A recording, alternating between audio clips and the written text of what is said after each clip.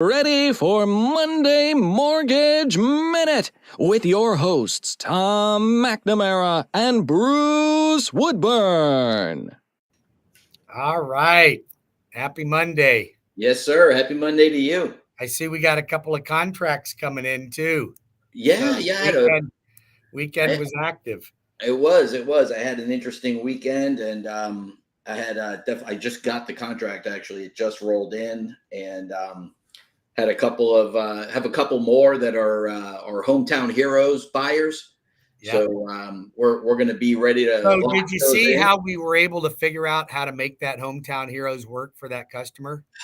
You have no idea how happy they were when I called them and told them. I'm telling you, they've changed the rules, and if you don't understand hometown heroes, then you're going to get caught up in it. One of the new rules that you and I taught a couple weeks ago in our hometown heroes class is that you have to have. You cannot be a remote worker from a company that does not operate and pay taxes in the state of Florida. Right. Because the hometown heroes money is coming from the tax base from the state of Florida. So if you work for a remote company like Google that operates in California or Washington and they don't pay Florida taxes, then you don't qualify. But only one borrower has to be work in the state, and that worked. And now we were able to slide it together. And I'm going to tell you something, it was a miracle. So that's two transactions we can pull off from this. If you are interested in hometown heroes, listen, 5% of the loan amount toward your closing cost up to $35,000. If you have greater than a 640 credit score, you make $132,000 or less, and you're a first-time home buyer, you very well may qualify for hometown heroes. And it's only going to be around. It's going to be around. It starts July 1st. The first closings, I think we've got set for the 8th or 10th. And then you got about 3 to 4 weeks that money's going to last. And that is it. That's it. So, that was fantastic. So you're already putting people under contract, just as long as they're not closing until as July. long as the sellers are well aware that they have to close after this date.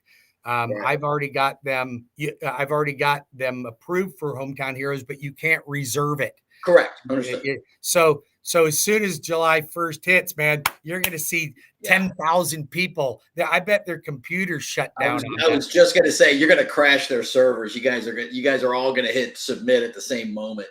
Right. So changing subjects briefly here. Yeah. Interest rates last week, it was a short week last week after the holiday, 4-day work week. Tuesday, Wednesday, market didn't do well with interest rates. They all went up. Bonds didn't do so well. We lost about 65 basis points. And then Thursday comes along and things start to improve. And then Friday comes along and they start to improve. And then today the market's already opened on a positive note for bonds, which are what I'm watching because I'm interested in your interest rate. Right. And they've improved a little bit. So have they improved a lot? No, but we gained back what we lost last week for the most part, and we're on a better trend. So awesome. Things are getting better. Unfortunately, inflation came up. It still ticked up a little bit higher, and that's not good for bonds, but we're riding it out right now. All right. Yeah, we're going to definitely see what happens. So we were talking over the weekend about the rent versus buy conundrum, right? Like when is it right for people to rent? And is there ever a good time for people to rent? I think you and I maybe we disagree on that a little bit. We would be selfish and we would be self-serving if we didn't say there's never a good time to rent. So I think if you're going into an assisted living facility, it's probably not a bad idea to rent. If you have no capability of maintaining a household, then it might be better rent. But then I think you and I actually agree that if you don't plan on living somewhere for at least 2 years, you think 3 years, I think it's probably somewhere in between that maybe you should rent. Unless you wanted to buy now, you knew you weren't going to live there long, and then turn that into a rental property, then that's ideal. Absolutely.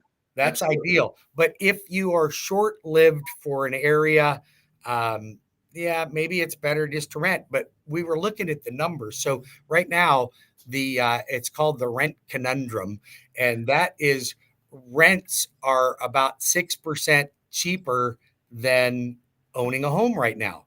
Right. So you would look at that if you say, "Wow, why do I want to own a home if it's cheaper for me to rent?" So I want to put this in perspective. So let's just say that your rent is $500 a month less than a mortgage payment's going to be. Is that worth it to not buy? Well, I mean, you're gonna sit theoretically, you're gonna save $6,000 a year, right? Right. At 500 a month, and throw in a little bit of maintenance because you'll probably have to do some maintenance. So let's say it's Paying another a 4. thousand bucks. Yeah. So then instead you're missing out on, let's say it's a $400,000 house, you're going to miss out on probably 20 to $25,000 worth of equity improvement, right? Okay, so on a $400,000 house at Mhm. 5%, that's 20 grand, which Yep. equates to 1666. So let's just say you're paying $500 a month more for rent, and you're paying another $50 a month for maintenance. Just unforeseen things that break. So we got 550. So at 1666, you're gaining in equity minus 550. You're still 1166. ahead of the game by owning a home by 1100 bucks. Yeah, yeah. Now, just being that's where I think the 2-year breakover probably starts to make sense, because you do have expenses when you buy, And you have and you have expenses when you expenses when you sell. sell. So, probably that 1666, a lot of that goes away if you don't stay for at least 2 years. But once you I, hit that 2-year mark, we were talking about my house. I mean, I bought my house at probably the worst time you could have bought a house, back right before the world fell apart in 2007. And at one point, I was down over $100,000. But now I'm back. I'm up over $200,000.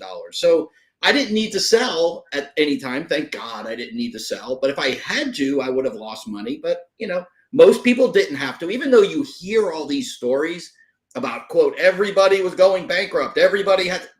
I mean, foreclosures went up to like 4%, 5% of the market, which is a lot because usually it's like half of 1%.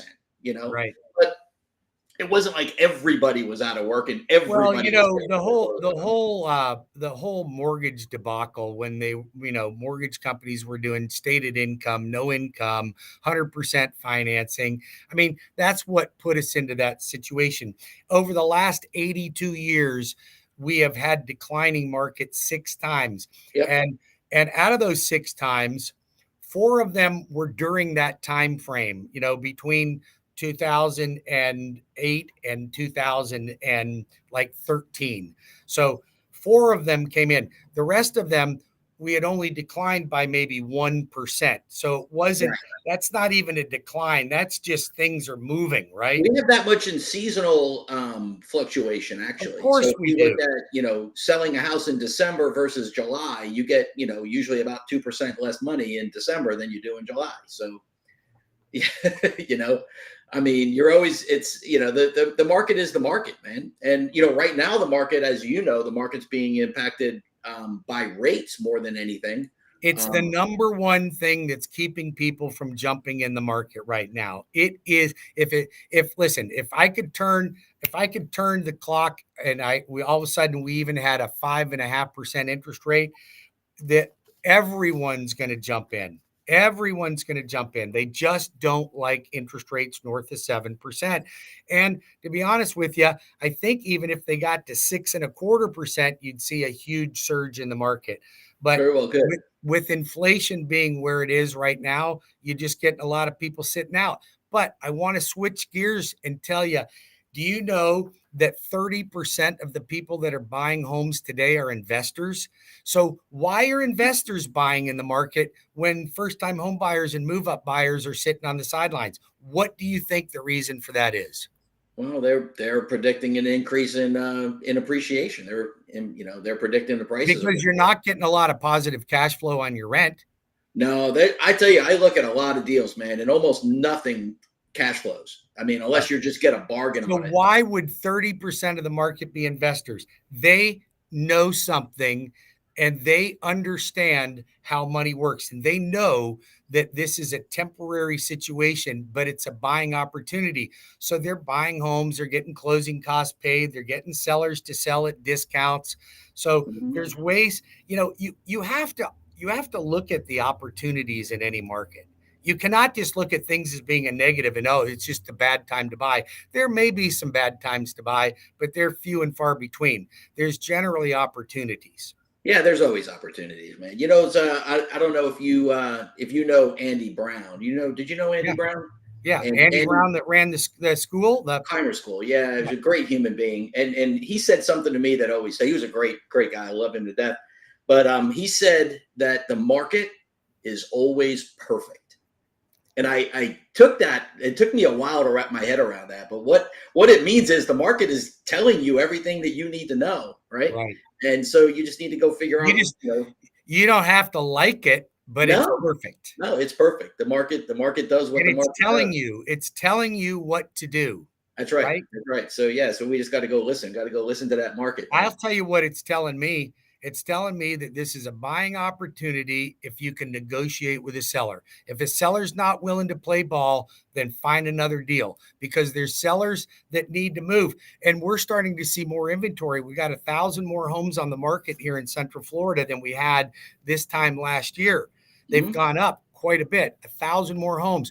Why would that happen? Because up until now, move-up buyers have been wanting to stay still because they got a 3% interest rate on their mortgage. Correct. So now they're finally starting to go, you know what, honey, I know we got a 3%. I know we're going to go to 7%, but we have a bigger family. We need to move. We've got a job relocation. We got whatever life is dishing out. And finally, they're going, how long are we going to hold off? Because I don't see interest rates dropping anytime in the next 12 months. I just don't see that. Now, people are definitely starting to come to that realization. I've got about 6 listings coming up in the next few weeks, which is good because I'm running low. I only have 2 right now. Yeah. So, but they're all those 5 Ds that we keep talking about, right? The 5 Ds. So every one of them. Yep. Well, listen, it's been great having a conversation with you. Everybody, keep your head up. The market is it's perfect. It's perfect. So it is perfect. Read the tea leaves, make your offers, work the deals. Sellers get motivated, buyers get motivated, and start negotiating. Tom operates and he can help you in all 50 states. I lend in all 50 states. So Absolutely. If you need help, if you're a real estate agent, you want some guidance, you just need some help, Tom and I are always here to help you as well. If you're a consumer and you want some help, we're here to guide you in the right direction. You'll always get the good, the bad, and the ugly when you come to Tom and I. And you'll get the truth. So, hey, man, have a great day. All right, get those contracts over to me. Let's get them closed.